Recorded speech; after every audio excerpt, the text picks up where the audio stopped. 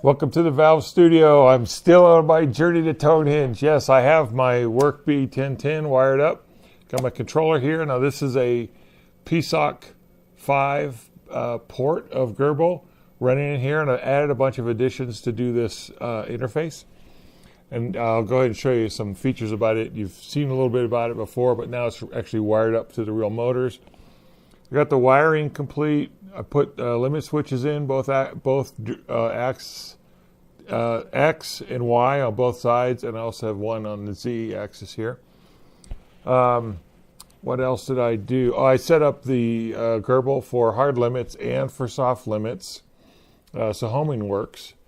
The IR remote works. I'll go ahead and demonstrate all that. Why I haven't been done a video in a while is that I've been tracking down a problem that's kind of been plaguing the whole setup here, and I'll go ahead and demonstrate that now, and hopefully you'll be able to hear it as well as see it. It's pretty disturbing on the performance, and it's pretty detrimental to everything, but I did find a solution. I'll talk about what things I looked at, and then how I actually arrived at a solution. So I have my setup here. Again, this is a 12-button interface. This is X, Y, and Z. This is for sets the how far the knob clicks actually move. So this is, if you're on millimeters, this is 0.01 millimeters. This one here is 0.1, and this is 1 millimeter. So let's say like if an complete turn on my encoder for my jog wheel is 100 ticks. So on this setting here, 100, this would be 100 millimeters would move. Down here, this is metric, and this is units, metric and inches. This is my what's the thing called? Coordinate system select. So I'm in G54 right now, and you can see up here I'm in G54. And this one down here is a special function where it alters the screen and lets you select various things. I'll go into that. This one down here is a homing button. Not a homing button. This one actually zeroes the axis. So you can zero the coordinate system axis that you're on, that you're currently selected up here. Anyway, I don't... yeah, I can't remember what these other switches are. It's been a while. Like I said, I've been working on this problem. Let me go ahead and demonstrate that. So I'm on X right now, and I'm on 1 millimeter per click. So when I rotate the jog wheel, if you look over here and you look at this, the smoothness of the movement, it's really jerky, and I'll show you that right now.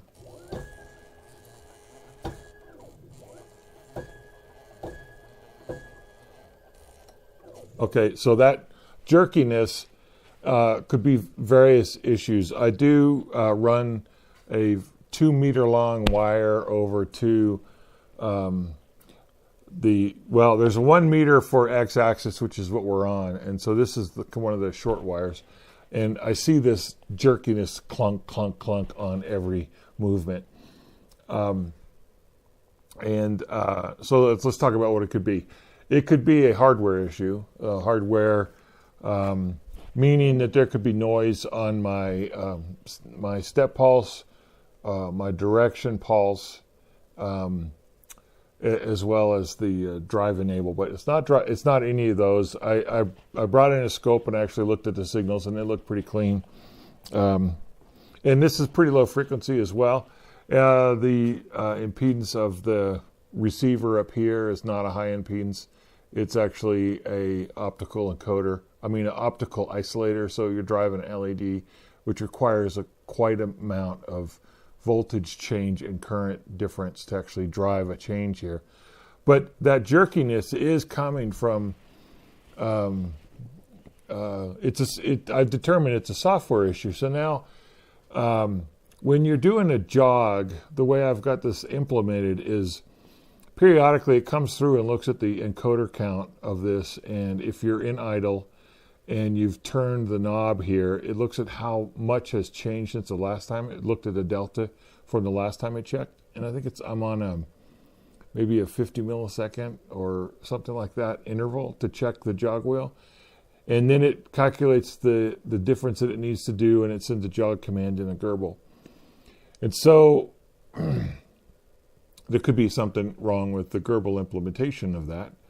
And the jog command in GRBL is kind of specific in the way that it doesn't alter a lot of GRBL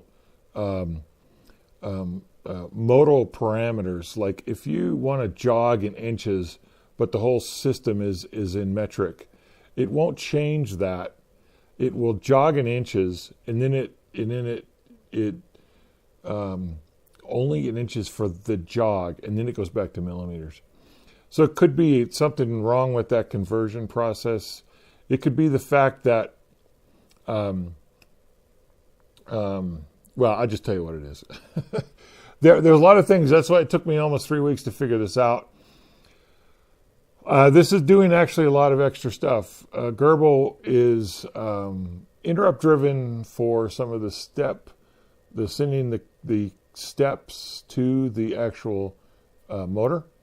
However, the calculation for the planner and the final output from the planner is how many steps should be moved on the interrupt.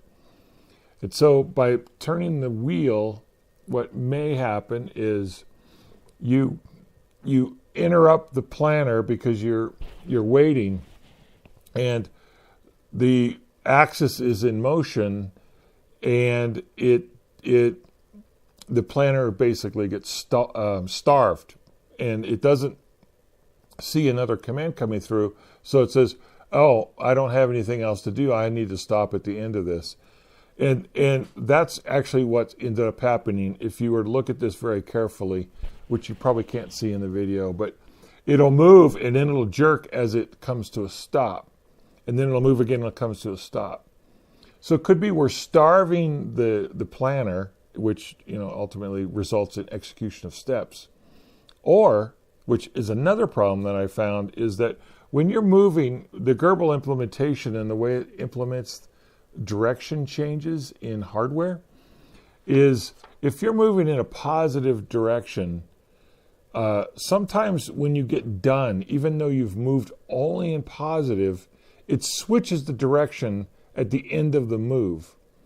It switches the actual direction signal that goes over to the motor.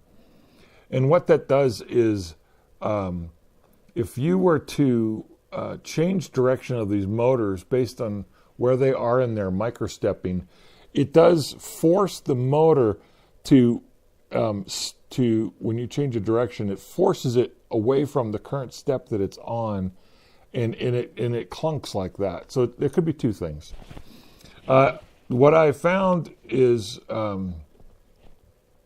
let's talk about all the things it does. So it reads in the encoder. Okay, that's rather trivial because this encoder is a quadrature decoder in hardware. So that one's just a straight register read, which is really fast. It handles an interrupt on these buttons, but if no button is pressed, it doesn't do anything. So it's not polling this looking for button presses. It is actually the I2C expander I'm using in here is interrupt driven. It is doing all the GRBL things. It's sending out I2C commands to this display that's actually on the operator interface, and it's sending serial commands over to this display that's over here. I'm calling the Z-axis because it's near the Z motor. And so what I've determined is the I2C communications to drive this display at the refresh rate that I wanted to do is actually hogging the microprocessor and starving the planner, which is kind of a pain in the ass. This particular display, because it's inexpensive, uses a Philips PCF 8754 or something like that, which is an 8-bit I/O expander. And it drives the LCD in 4-bit mode. So basically, if you want to send something to the display, there's a lot of overhead to actually get a character on the display, because it's got to split the byte into 4 bits, then it's got to sequence all that, then it's got to write those out, and then it does all this stuff. So it's quite inefficient to send these things. Now, I'm not even talking about the latency of the LCD elements itself, the display. That's another issue. You can't really write this thing very fast, because then it doesn't change that quickly. Regardless of that, so what I ended up doing was, all right, I'm not going to refresh the whole screen all the time. Let's change the refresh rate. So I changed it down from, I was trying to do portions of it, I don't know, maybe 4 times a second. All right, just do a complete refresh. And I said, no, that's not going to work, because it's still clunky. All right, let's take part of those, and I'll do some of the display a lot, very often, which is the numbers, the coordinate position, the axis position, and I'll do the other stuff that doesn't change very often. I'll just do that maybe once a second. So I fixed all that, which made the situation better, but it's still clunky. Now that clunkiness occurs not when you're just jogging. It also occurs when you're running a program off of the SD card. So it's just not going to work. So I looked into, is there ways to optimize the I2C writing? And what I never looked at was like a library file that I downloaded off the internet to run these particular displays from a PSoC5. And it turns out that there's a horrendous amount of delays, intentional delays, in that library code. This display, when you move the cursor or you do certain operations, requires that you wait 37 microseconds. And it was waiting 37 microseconds for every command it was sending over there, even though it didn't need to do that. And it turns out that was one of the major issues with this whole thing, was they were incurring a loop. They're actually sitting in a delay loop in the microprocessor, waiting for various actions. And those actions are, one, the fact that the I2C transaction occurred that actually sent the command to the display. And then it waited an additional loop for the command to actually get executed. And I took that out, and the display works fine without that extra delay in there. But there's still a lot of while loops while it's polling the internal I2C controller in the microprocessor to determine if the command was actually completely sent. Okay, and the reason why they do that is because you have the ability to move your cursor wherever you want and then start printing that out. There's a better way of doing this, but it requires that I implement a. Now I'm not even going to talk about that, because this can be. Let's get on to the good stuff. I have a solution for that. I took the delay out, and it's much better. Let me go ahead and recompile this with the delay, because I put it back in for the video here to kind of highlight the problem when it's really bad. Okay, so I'm going to put it back in and recompile the code, and then I'll just go ahead and start this. I know you guys have been waiting for months to see this thing work. Let me go ahead and get this going. Also, I'm going to go ahead and show you the IR remote here as well. And all right, so last time I think I showed you this thing, but it was just with the controller, wasn't actually hooked up to the motors. So I'll go ahead and show you that now. So here's y-axis, and I hope this is going to work. Did it get started? All right. Come on. Great. All right, there we go. All right, it wants to get homed, okay, but you can kind of see it's moving in 1 millimeter increments. I got a lot of work to do on this function here, but let me go ahead and run it through a homing cycle, and then it will get everything straightened out. So I have home position up here in the front left. And hopefully this is going to actually move up there. Oops. Now I've probably really screwed it up. Don't quite have my act together tonight. All right, here we go. Okay, so I'm going to jog a little bit closer to the home position. And then I'll go ahead and do a homing cycle. And so that's extra button that I told you, it brings on an extra menu that lets you select things. So the first one, there's a home menu here, and I'll go ahead and let it do a homing cycle here. All right, so it first moves Z.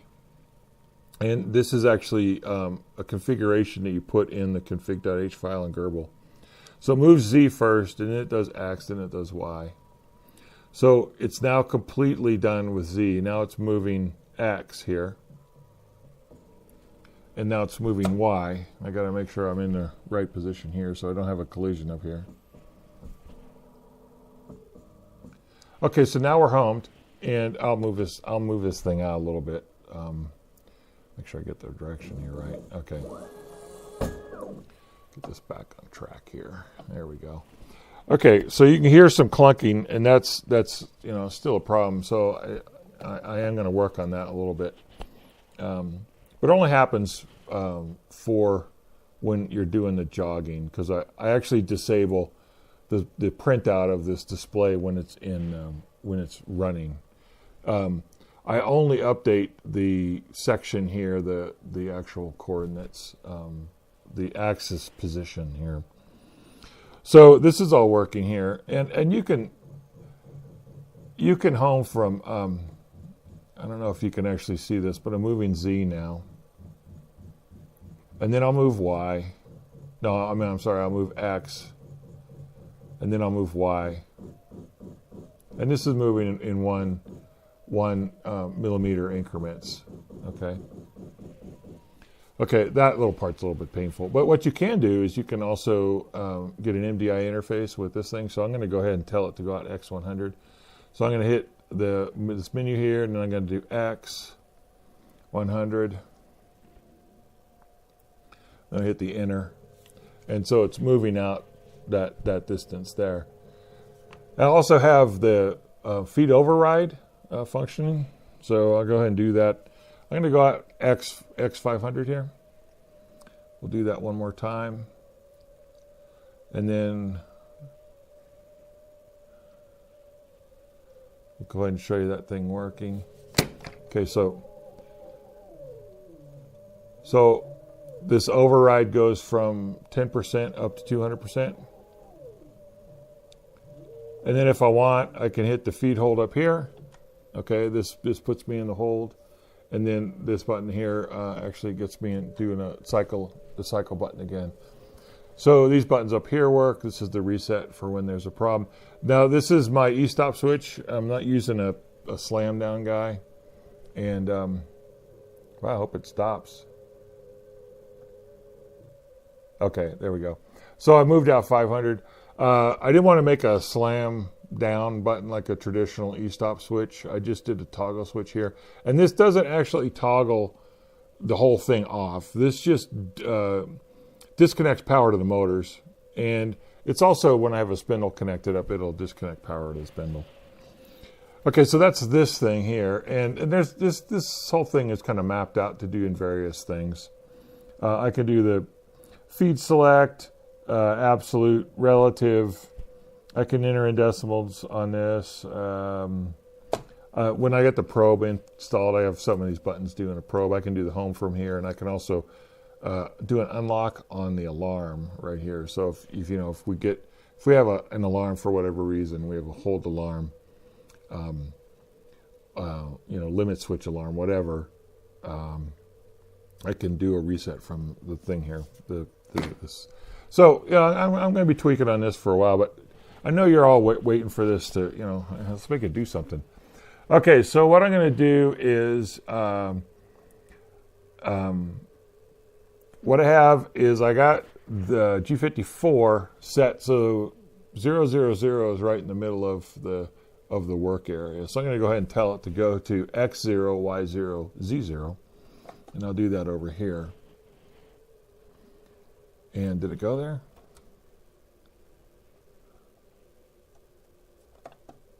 Is it going to go? It's not going to go. Well, How do you do? This blows. Maybe it was because I was doing... Interesting. Wow, that kind of blows. All right, let me... I don't know what's going on here. Huh.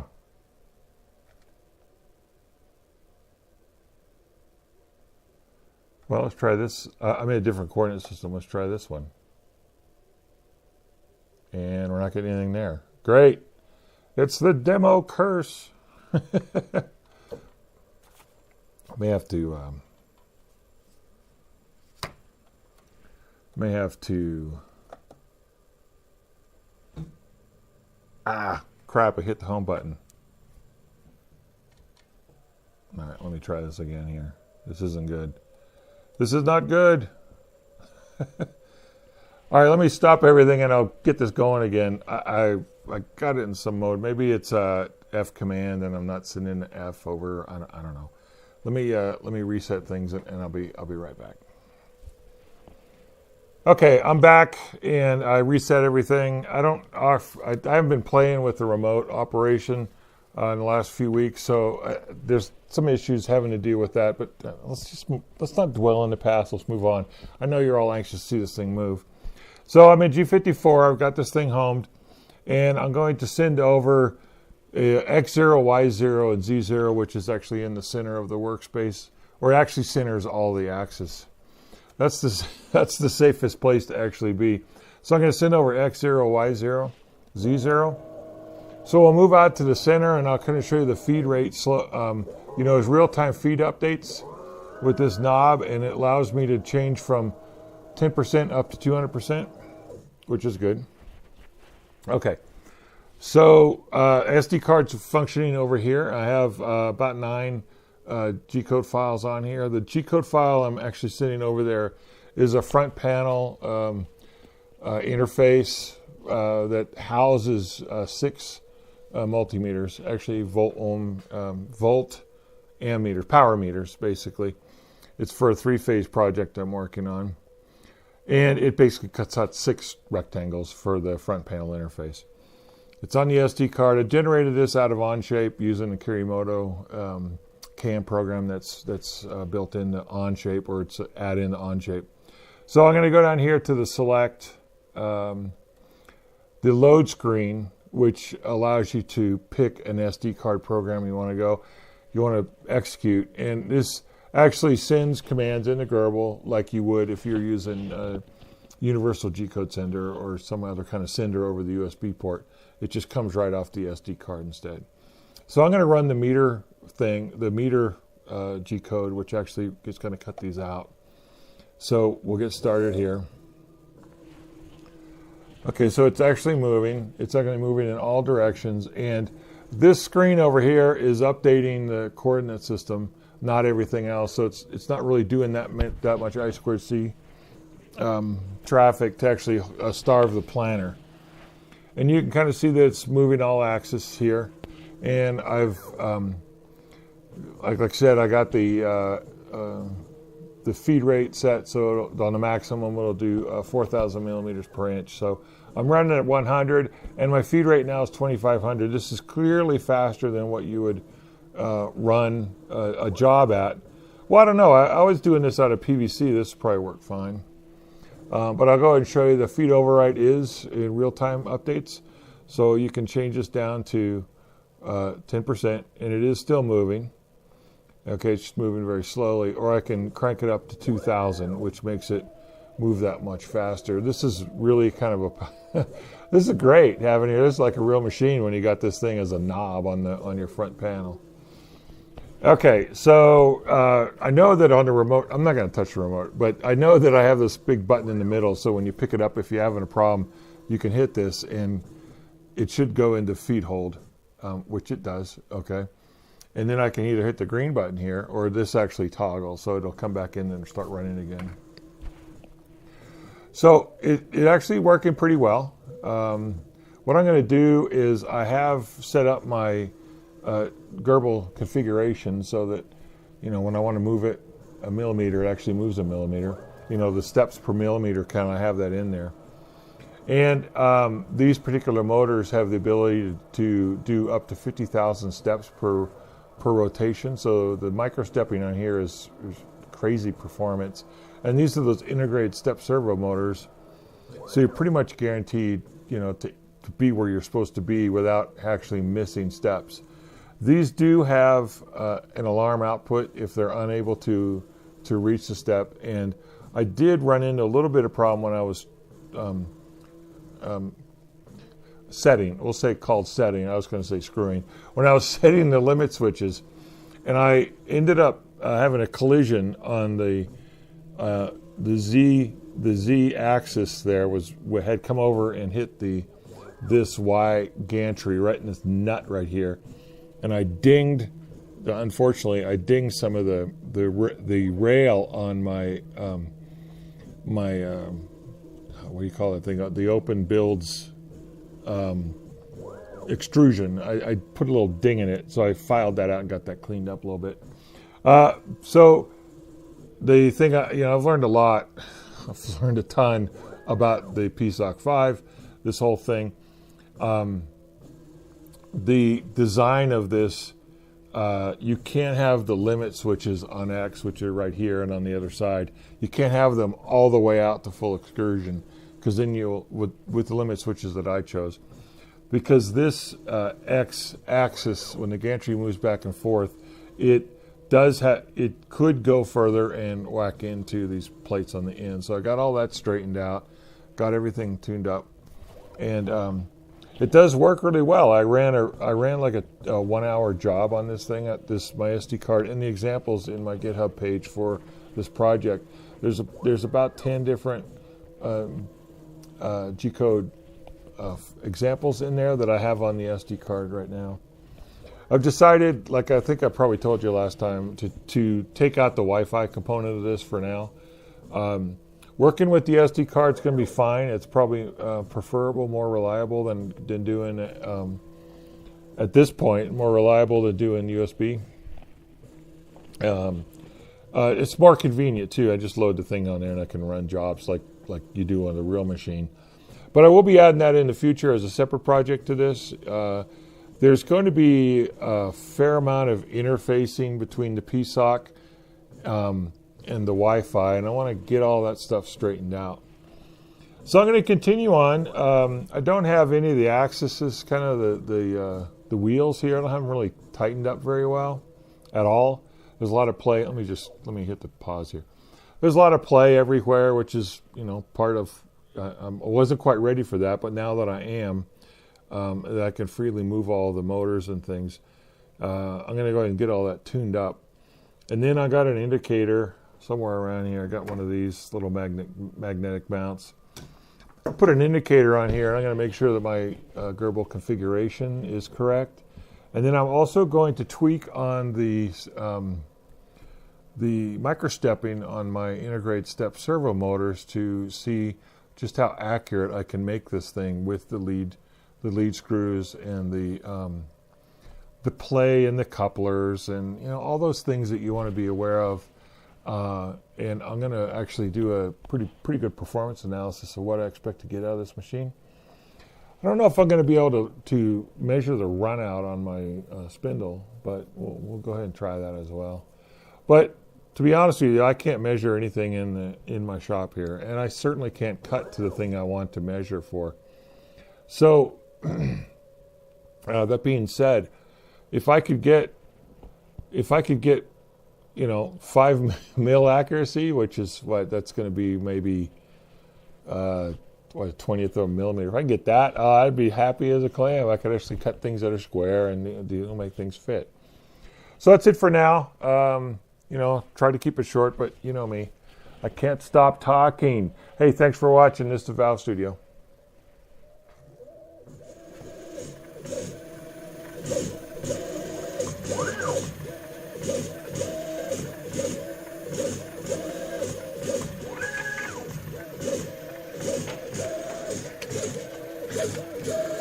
Wow.